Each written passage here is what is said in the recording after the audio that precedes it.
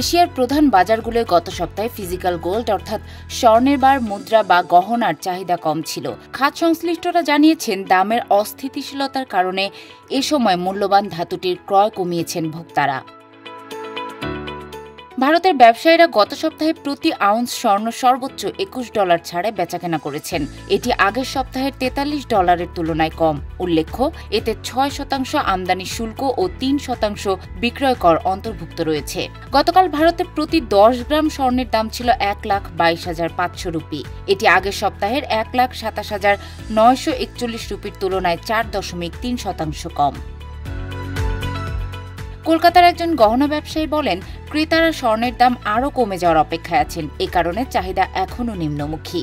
শীর্ষ ব্যবহারকারী দেশ চীনে গত সপ্তাহে প্রতি আউন্স স্বর্ণ স্পট মার্কেটের সমমূল্য থেকে সর্বোচ্চ $5 ছাড়ে বেচাকেনা হয়েছে। উইংফাং প্রেশাস মেটালসের head of dealing Peter Fung বলেন, মানুষ দীর্ঘমেয়াদী বিনিয়োগ হিসেবে স্বর্ণ কিনতে চায়, তবে বর্তমানে তারা দাম আরও কমে যাওয়ার অপেক্ষায় আছেন।